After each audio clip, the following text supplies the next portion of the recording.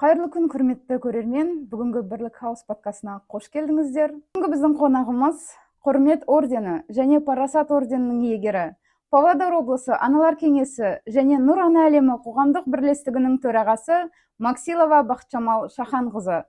Бақытжамал Шаханқызы, қош келдіңіз. Сәлеметсіз бе?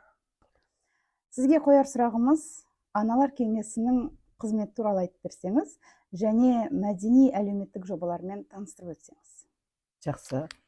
Біз міне биыл 11-ші жыл Қазақстан Халқы Ассамблеясының жанынан Аналар кеңесі ашылды. Бұл Аналар кеңесі әрбір облыста бар республика бойынша. Ал біздің өзімізде, мысалы, әрбір этномәдени орталықтарда және әрбір ауданда Аналар кеңесінің төрағалары бар. Біздің барлық жұмысымыз енді тәрбие жұмысы, ұрпақты тәрбиелеу, ұлттық құндылықты сақтау, салт дәстүрді әрі жалғастыру, осы тәрбиені және оған қарсы бізде өзіміздің Аналар кеңесінің концепциясы бар. Сол концепциясының мәдениетті ана, мәдениетті ұлт жобасы бар. Мәдениетті ана, мәдениетті ұлт жобасының аясында салауатты сана жобасы бар. Сонымен біз барлық мектептермен жұмыс жасаймыз.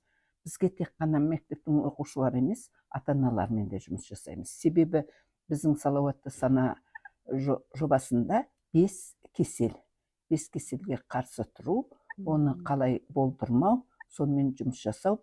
Біз 45 мектеппенен Павлодар қаласындағы меморандум отырдық. Және әрбір аудан өзінің еліндегі ең кішкентай мектеп болсын, қандай ауылдар, поселоктар болса да, соларменен меморандум отырды.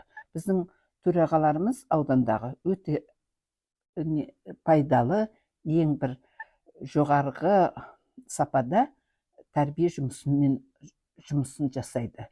Оларды тек қана өзінің жанында ғана емес, барлық мектептерменен жасалынатын. Енді біз осы алдыңғы жылы 2 жыл бойы біз мәдениетті ана, мәдениетті ұлт аясында жасағанымызда біз фестиваль өткіздік. Отбасы тәрбие іргетасы деген. Бұл отбасы тәрбие іргетасы біздің әрбір ұлттың қазақ салт дәстүрін қалай білетіндіктерін көрсетті. Мысалы, қандай орталық болсын, өздері соны жасауы керек болды, бірақ біз бірінші мектептермен бастадық. Мектептер әрбір ұлтты алды, мысалы, еврей орталығының, украин орталығының салт дәстүрлерін көрсетті. Сондағы біздің бұл фестивальдің мағынасы да, санасы да, сапасы да бізге ыңғайлы болғаны, ол қазақ мектебі болсын, аралас мектеп болсын, орыс мектебі болсын, осы салт дәстүрлерді көрсеткенде тек қана мемлекеттік тілде сөйлейтін болды. Бұнда енді 3 тұғыр ата-ана, оқушы және ұстаз үшеуі қосылып, осындай салт дәстүрлерді көрсетті. Сондағы бір жақсылығы біздің ата-аналар да, оқушылар да, менің ұлтым басқа ұлт деген жоқ, мемлекеттік тілде сөйлей білді. Және салт дәстүрлерді өте жақсы көрсете білді. Бұнда біздің ата-аналар ұжымы мынау мектептердегі қандай қарым-қатынастарын көресің. Себебі анау фестивальді өтіп жатқанның өзінде ата-ана бөлек, оқушы бөлек, ұстаз бөлек болған жоқ. Олардың барлығының біріккендігін, бірге қызмет жасайтындарын, бірге тәрбие жұмысы жасалынатындығын аңғардық. Және кейбір мектептердің әрине бізге қуантарлығы, ол әрбір мектептің басшылары, директорлары бірге қатысып жүрді. Енді 2-ші жылында біз ассамблея жылының 30 жылдығы болғандықтан біз этномәдени орталықтардың салт дәстүрлерін көрсету керек болды. Сондықтан біздің мынау этномәдени орталықтармен бірлесе отырып, мектептер, бір мектеп грузин орталығын алсақ, 2-ші мектеп украин орталығын алды, 3-ші мектеп еврей орталығын алды. Солай біздің 24 орталықты алып, 24 мектеп осы фестивальға қатысты. Сонда мақсатымыз мектеп ассамблеяны білу, ассамблея мектептерді білу. Ал жалпы алғанда біздің орталықтарымыз шынында өте тығыз байланысып жұмысқа кірісіп кетті. Және салт дәстүрді көрсете отырып, олар біз көрсеттік, біздің мемлекетімізде әрбір ұлтқа деген сүйіспеншілік, бір-бірін сыйлау, қарым-қатынас, бірлікте болуды ұйымдастырды деп ойлаймын. Керемет. Шынымен де Қазақстан халқының бірлігін нығайту жолында, мемлекеттік тілді дамыту жолында және отбасылық құндылықтарды дәріптеу жолында аналар кеңесінің қосқан үлесі өте зор екені байқалып тұр. Бақытжамал Шаханқызы, аналар кеңесі тұрмыстық және отбасылық зорлық-зомбылықтың алдын алуына қалай қатысады? Бізде мынау жаңа айтып кетті ғой, салауатты сала жобасы бойынша бізде 5 кеселменен күресу. Соның ішінде зорлық-зомбылық бойынша біз жұмыс жасадық. Сонда біз әрине көбінесе ата-аналар жиналысында, сосын әрбір мектепте бізде өзі аналар кеңесінің төрағалары бар. Солар арқылы ата-аналармен жұмыс жасалынды. Әрине зорлық-зомбылықты осы күнге дейін кішкене қатты болды, негізі қаланбады. Былтырғы жылдан бастап, заң шыққаннан бері зорлық-зомбылықтың кішкене қатаюынан кішкене кішірейген сияқты. Себебі зорлық-зомбылықты біз мектепте көруіміз керек. Кей кезде айтамыз, ата-аналар ғана тәрбиелеу керек деп, бірақ та мектеп әрбір оқушы келеді ғой. Оқушы келгенде белгілі, мына баланың үйінде қандай жағдай бар екенін. Себебі өзі баланың түріне қарасаң, көзіне қарасаң, баламенен бір сөзге келіп қалсаң, өзім ұстаз ретінде білем, бір сөзбен жай ғана Қайрат, сенің қалың қалай, үйде қалай, мамаңның қалы қалай, әкеңіз қалай деп сұраған кезде, өзі бала өзінен өзі айтады. Сол кезде біз тиянақты болып, қай баланы психологқа апару керек, қай үйге кішкене көңіл бөлу керек. Мына баланың есі келгенде оның жағдайы онша болмай тұрса, оны да білу керек. Және бізде тек қана бір неден емес, біз 5 кесел ысырапшылдықты қараймыз. Ысырапшылдыққа да үйрету керек. Қазіргі балалар ата-аналарынан маған соншама ақша керек, мен сонша жасауым керек, мен мынаны алуым керек, мынаны үйтуім керек дегендер болмау үшін ысырапшылдықты түсіндіріп, финансовый тәрбие беру, есептеу білуді үйретуіміз керек. Және буллинг деген бар 5 кеселдің ішінде. Ол балалардың арасында сондай болмауына қарсы шығу. Және нашақорлық. Енді біз нашақорлыққа өте көп көңіл бөліп жатырмыз қазір. Әрбір мектепте осы қатысқан 16 мектеп қатысты осы жолы нашақорлық сайысы болды. Сонда олар нашақорлықтың наркопосты өте жақсы көрсете алды. Сонан біз білеміз, кейбір мектептер қатыспай қойған мектептерге ойлаймын, ол кісілер келіп көрсе, шынында балалардың не ойлайтынын, сондай соған қатысқан балалар, соны көрген балалар ешқашында нашақорлыққа бармайды. Және тез ақша табу ретінде әлгі нашақорлыққа нені жұмсау бір жерге сол сату нашақорлықты. Соған олар кішкене қатысқанда өздері қарап отырса деп ойлаймын. Себебі тез ақша ешқашанда жақсылыққа әкелмейтінін ата-аналардың түсіну керек. Ол үшін ата-аналармен жұмыс жасау керек, және балалармен жұмыс жасау керек. Және біздің облысымызда міне кейбір кезде кісілер жұмсағанда айтады, сен әлі 17-ге келген жоқсың, 18-ге келген жоқсың, саған ештеме болмайды деп балаларды алдайды. Ал егер заңды білетін оқушы болса, заңды білетін ата-ана болса, ешқашанда оған бармайды. Міне біздің облысымыздағы бір мектептің баласы қазір сол жағдайменен қамалында.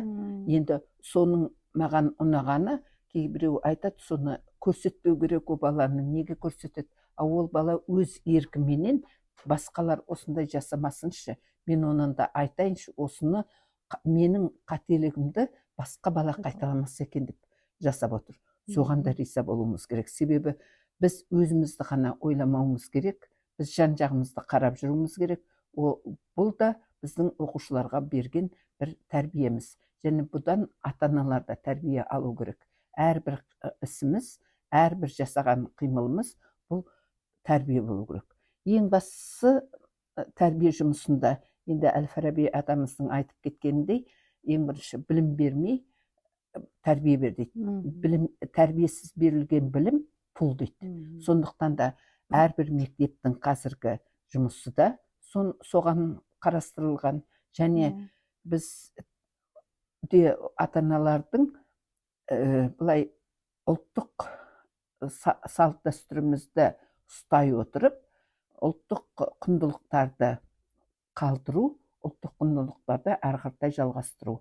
Кей кезде біз айтамыз, салт дәстүрді сақтамаған ана сүтін ақтамағанмен бірдей дейміз. Ендеше салт дәстүрді сақтаудың ата-аналардан басталуына және үлкенге құрмет, кішіге ізет көрсетуді түгел осы тәрбиенің басынан басталынады. Сондықтан ойлаймын, біздің ата-аналарымыз осы мемлекетімізде тек қана жақсылыққа қарай ұмтылса екен, салт дәстүрімізді сақтай отырып, ұлттық құндылықтарымызды әрі қарай дамытса екен дейміз. Иә, жақсы. Шынымен де Қазақстанымыздың жарқын болашағы үшін жастарымыз құқық жағынан болсын, қаржылық жағынан болсын, сауатты болса, және де бір жағынан сіз айтпақшы ұлттық дәстүрімізді сақтап нығайтатын ұрпақтардан болса, Қазақстанымыздың болашағы әрдайым жарқын болмақ. Солай ғой, апа? Солай. Және мына жерде біздің айта кететінім, біздің өзіміздің жобамыздың аты да соны айтып тұр. Мәдениетті ана, мәдениетті ұлт дейді. Сондықтан қазір біздің көбіне айтып жатқанымыз, аналар мәдениетті болу керек. Аналар сауатты, жаңағы өзіңіз айтқандай сауатты болу керек. Сауатты адам ешқашанда енді бір қатты жаңылып кетіп жүрмесе де өзіне тыйым сала алады. Бауыржан атамыздың айтқаны бар ғой, егерде заңға бағынған ел құл болмайды деп. Сондықтан заңды білу керек. Ең бастысы біздің балаларымызды тәрбиенің басын өзіміздің құқығымызды сақтап, әркім өзінің құқығын біліп, салт дәстүрімізді сақтап, сол ұлттық құндылығымызға апарады деп ойлаймын. Жақсы, керемет. Ендігі бір сұрақ. Сіз осы салада қандай мемлекеттік және қоғамдық құрылымдармен ынтымақтастықта боласыздар? Әрине, біз ешкімді де қалдыруымызға болмайды. Біздің аналар кеңесінің өзінің мақсаты да сол. Бізде денсаулық саласынан болсын, білім ордаларымен болсын, және құқықтық полиция органдарымен де біз жұмыс жасаймыз. Себебі біз анау 5 кеселден қалай құтқаруымыз керек, 5 кеселден қалай біздің балаларды алып қалуымыз керек, 5 кеселге қалай қарсы шыға аламыз дегенді біз өз бетімізбен айта алмаймыз. Бұнда бізде құқықтық орган, полиция органы керек бізге. Сондықтан да біздің қазір аналар кеңесінің ішінен де полиция департаментінде соған мүше болып, сол жақтан да біздің аналар кеңесі сонда мүшелікке түскен. Себебі полицияның қатысуымен бірге біз қызмет жасаймыз. Сонан кейін бізде тек қана осы немес, айтамыз ғой, біздің әскери бөлімдер бар осында. Әскери бөлімдерге ғана мектептермен ғана жұмыс жасамаймыз. Онымен қатар жаңағы департамент, денсаулық сақтау органдарымен және білім басқармалығымен басқа да жерлермен біз қарым-қатынасамыз. Бірақ та бізге ең бастысы қазір бізде 2 әскери бөлім бар, 66-97 және 55-12. Солармен өскелең ұрпақтың өнегелі тәрбие деген жоба арқылы солармен жұмыс жасаймыз. Сондағы біздің тәрбиеміз не? оларда жаңа ғана 18-ге толып келген жас балалар, біздің сарбаздар. Соларға біз не көрсетуіміз керек? Әрине, осы өскелең ұрпақтың өнегелі тәрбиесі дегеніміз, ол біз мын жақтан қандай тәрбие беруіміз керек? Олар кейбіреулері кредитпен келеді. Сонда бізде ысырапшылдықтың үйретеміз. Олар сондай қайта сұрап, өздері біліп, соған қуанады да біздің сарбаздар. Және өскелең ұрпаққа не көрсете аламыз тағы да? Бір-бірін құрметтеу. Сосын біздің елімізде көп ұлтты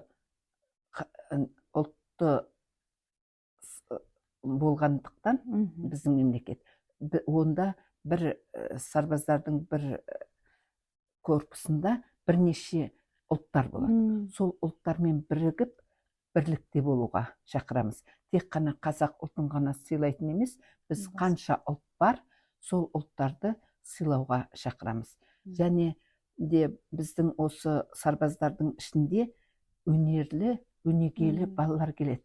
Мысалы, менің өзім таңғалатыным, оңтүстіктен балалар келеді. Оңтүстіктің балалары мемлекеттік тілді жақсы сөйлейді, және салт дәстүрді жақсы біледі. Өздерінде тұнып тұрған өнерлері бар балалар келеді. Ақындары болады. Соларды біз ақындарменен, жазушылармен кездесу жасатып көрсетеміз. Және де олардың енді бір жылда осында тек қана әскери жұмыспенен жүрмейтіндей, оларды тәрбиелейтін орта ғой. Сондықтан бұларды біз театрға бірге апарамыз. Театрды көрсетіп. Және біздің ассамблеямен қарым-қатынаста біздің қандай да болмасын бір жақсы іс-шаралар болса, соған біз оларды қатыстырамыз. Сонда кейбіреулер айтады, ешқашанда біз өзімізде жүріп театрға бармаппыз деп. Әсіресе анау қазіргі сарбаздардың ортасында көбінесе біздің қазақ ұлттары көп. Олар мынау орыс ұлтының театрына барып көрмепті. Соны айтады, мында келіп, біз орыс театрына барып та көрдік дейді. Сосын наурыз мерекелері болғанда, біздің апалар өздерінің жақсы бауырсақтарын пісіріп, тәттілерді алып, наурыз көже жасап, біз сарбаздарға барамыз. Сонда айтады, сіздер анау кіріп келе жатқанда, бірінші дейді, бауырсақтың иісі келеді мұрнымызға десе дейді. Себебі үйлерін сағынады ғой, олар да бала ғой, жаңа ғана 18-ге толған. Сол балалар өздері сол жерде ақын балалар өлең айтып жібереді. Домбырада ойнайтын балалар бар. Солардың өздерінің үйлеріне барғанша соның түгелін ұмытып қалмайтындай, қайта біз мына жерде кішкене басқа елде жүргенде кішкене өздерінің өнерлерін көрсетіп, еліне барғанда мақтанатындай сондай жағдайлар жасалынады. Бұнда әрине біз қазір өте жақсы іс жасап жатқан осы сарбаздарменен біздің аналар кеңесінен, аналар кеңесінің орынбасары Светлана Герсоновна, сол кісі өзінің аясына алып, сонда жұмыс жасайды. Сонан биыл бізге жаңадан келген Темиргалиева Ирина Александровна және Шугабаева Гүлмира Ерсайыновна осы сарбаздарменен өте жақсы қарым-қатынаста жақсы жұмыстар жасалынып жатыр. Ал қандай жоспар құрылатынын, не болатынын әрине біздің көбінесе Светлана Герсоновна соны өзі тиянақтап, солдаттардың мамаларыменен, аналармен бізде жалпы чат бар аналарменен. Аналар бір күн балаларынан бір хабар ала алмай қалатын болса, түн демейді, күн демейді, Светлана Герсоновнаға телефон соға қояды. Светлана Герсоновна біз ешқашанда қарамайды, мынау әлгі үлкен чинді офицер екен деп. Жоқ, бірден сол уақытта біліп, аналары менен балаларының арасындағы бір қиындық жағдай болса, соны хабарлап отырады. Сондықтан ойлаймын, бізге жат бала жоқ. Біздің еліміздегі балалардың барлығы біздің баламыз. Себебі біздің басқа облыс бола берсін, ол бір Қазақстан ғой. Сондықтан біздің Қазақстанның балаларымыз тек сауатты, саналы ұрпақ болса екен дейміз. Сауатты, саналы, білімді ұрпақ болатын болса, олар өздерінің жолдарын дұрыс табады. Егер де санасына кірмей, білімі жоқ болатын болса, ол баланы ақырын ғана үйретуге, оған жол табуға, солған дер кезінде көмек көрсетуге әрбір ананың міндеті деп айтамыз. Себебі тек қана сол баланың анасы ғана жауап бермейді, аналар кеңесі де жауап беруге тиісті деп ойлаймын. Оған атсалысып жүрген біздің аналар, мысалы, тіпті болмағанда домбыра күні.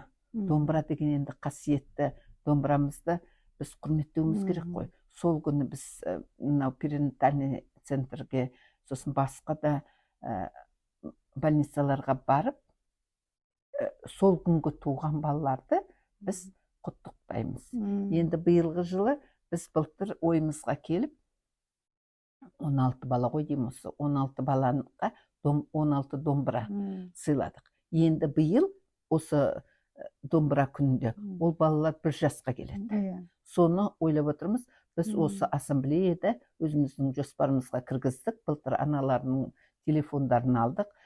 Мысалы, бір баланың еврей орталығы алатын болса, екінші баланыкін славян орталығы алды, өзбек орталықтары алды, және Кабардино-Черкес орталықтары. Солай 16 орталық әрбір баланы алды. Енді сол балаларды биыл біз туған балаларды құрметтей отырып, сол күні, сосын былтырғы балаларымыздың 1 жасқа келген тойын қарап, солардың тұсауын осы ассамблеяда кесеміз деген ойдамыз. Енді ойлаймын, уақыт жақындап қалды, ойлайтын уақыт жетеді әлі. Сондықтан бір-бірімізге деген көңіліміз дұрыс болып, балалардың тәрбиесіне қызу қатысу, кірісу біздің міндетіміз. Бізде үйрететін өзіміздің елімізде аналар кеңесінің басшысы бар республикада, Шанайи Назипа Ыдырысқызы деген. Сол кісінің шынында бастауыменен бізде тек қана осы Қазақстан емес, енді шетелдердің аналарыменен келісіп, әр іс тәжірибе алмасып жүр. Сондықтан да ол кісі бізді қадағалап тұрады. Біз сол кісінің жасаған жоспарларымен, жобаларыменен, жол карталарыменен жұмыс жасаймыз. Әрқашанда осы еліміздің тәрбие жұмысына аналар кеңесінің мол үлесін қосып жатыр деймін. Сондықтан осы жолы айтарым, әрбір аналар кеңесінің мүшелеріне, әрбір аналар кеңесінің төрағаларына, ауданда қызмет жасап жатқан аналар кеңесінің төрағаларына мың алғысымды айтамын. Еліміз жақсы болатын десе, ұрпақ тәрбиелейік. Ұрпақты тәрбиелеу үшін біз ешқашанда жалықпайық, ешқашанда біз қиналмайық, шаршамайық. Осы жұмысымызды әрқартай жалғастыра береміз деген сенімдемін. Құрметті көрермен, шынымен аналар кеңесі ардақты аналары, ұлтымыздың аналары мен кішкентай балапандарға дейін тәрбиелік мәні зор үлкен-үлкен іс-шараларды қолға алып отырғандарына көзіміз жетіп отыр. Әлеуметтік желіден де, бұқаралық ақпараттардан да естуімізше, аналар кеңесі ауыл әйелдерін әлеуметтік желіден де, бұқаралық ақпараттардан да естуімізше, аналар кеңесі ауылдық жерлердегі әйелдердің әлеуметтік белсенділігін арттыруда. Осы туралы бір-екі сөз айтсаңыз. Бізде әрине қазір байқасаңыздар, мектептер, ауыл мектептері мен қала мектептері бірыңғай болып жатыр, бірдей болу керек деп жатыр. Сондықтан да өзім ауыл мектептеріне барып жүрмін. Сонда қарасам, біздің қала мектептеріне жақын. Енді дәл біздің жасымыздағы адамдарға, енді 47 жыл ұстаз болсам да, қазіргі мектептерге кіргенде мен бір ертегінің ішіне кіріп кеткен сияқтымын. Себебі мынандай бізге осындай жағдай жасалынбаған. Қазір ауыл мектептерінде де, ауыл әйелдері өздерінің іскерлік жұмыстарымен де көзге түсуде. Сонымен де бірге біздің аналар кеңесі қызмет жасауда. Себебі олардың ауыл әйелдері аналарының бұрын соңды болмаған мынау қол өнерін қазір жарыққа шығарып жатыр. Шынында міне қазір әлеуметтік неден қарасаңыз, ол мынау біздің қазір кішкене қателіктеріміз бар осында. Себебі ою керек екен деп төл жерге ойды салып жатыр. Ал бірақ та оюдың ер азаматқа салатын оюы, әйел азаматтарға салатын, қыз балаларға салатын оюларында соны жалғастырып жатыр. Ойлаймын, ауыл мен қаланың арасында ешқандай айырмашылық болмау керек. Себебі ауыл әйелдері өздерінің кәсіптерін кішкентай ауылдарында кәсіп ашып және өздерінің көрсетіп жатыр. Біз айтамыз ғой, еліне азамат тәрбиелеген отбасын ұлғайту біздің міндетіміз. Еліне жақсы азамат тәрбиелеген аналарды біз көруіміз керек. Сонан біз былтыр осы өзімізде неміс орталығынан Ольга Владимировнан алдық. Өзінің немересін дайындап, шетелден бірінші орын алып келген математика пәнінен. Ал біздің өзіміздің Нұрана әлемі қоғамдық бірлестігінде жаста болса әже болып жүрген, балаларын жақсы тәрбиелеген біздің Айман келініміз бар. Сол Айман келінімізді еліне жақсы ұрпақ тәрбиелеп жүрген ана деп келтірдік. Сол сияқты елде біз елдегі біздің аналар кеңесі мынау көп балалы отбасыларға көп көңіл бөледі. Себебі көбінесе елде біздің көп балалы аналар бар. Сол көп балалы аналардың ішінде қандай бір-біріне қарайтындай, бір-бірінен үлгі алатындай отбасыларын көрсетіп, міне осындай отбасылар бар, осыған қызғайық, осынан үйренейік деген шараларды өткізіп жүргендері бар. Сондықтан ойлаймын, біздің елімізде бала ұрпақтарымыз көп болсын, саналы, сапалы, үлгілі, ақылды, білімді ұрпақтарды тәрбиелейтін аналарымыз болсын, және ұрпақтарымыз тек қана ертең еліміз мақтанатын ұрпақ болсын. Егер де елімізде ұрпақтарымыз сондай білімді, білікті болатын болса, еліміздің көркейетініне сенімділігіміз мол. Абай атамыз айтқандай, әрбір ұрпақты мектептен шығарып салғанда айтамыз ғой, сенде бір кірпіш дүниеге кетігін таптап арқалан деп. Сол орта білімді алғаннан кейін жоғарғы білімге сапасын арттырып, жақсы оқу, өзінің жақсы мамандығын алатын ұрпақтарды дайындай алсақ, о да біздің бір жетістігіміз деп ойлаймын. Әрине. Ал енді апа, келер жылға, жалпы болашаққа тағы да бір жоспарларыңыз бар ма? Сонымен бөлісе аласыз ба? Келесі жылға әрине біздің өзі жол картасы бар бізде. Жол карта бойынша әлі біз осы 5 кеселменен жұмыс жасап жатырмыз. Ал міне осы мамыр айында бізде аналар кеңесінің форумы болады. Сонда бізге жаңа жол картасын береді. Сонан кейін сіздермен бірге тағы бір кездесіп, жақсы жолдарымыз қай неге жобаға көшкенімізді айта кетерміз. Жақсы, күтеміз. Бақытжамал Шаханқызы, ендігі кезекте біздің құрметті көрермендерге ізгі тілегіңізді айтсаңыз. Құрметті көрермендер, біздің барлық ойымызда, жүрегіміздің жылулығында, мейірімділігімізде тек қана ұрпақ тәрбиесіне байланысты болсын. 5 нәрседенге асық бол, 5 нәрседен қашық бол деп Абай атамыз айтқандай, біз неден қашық болуды үйретіп жатсақ, енді неге асық болуды бірігіп тағы да үйретейік.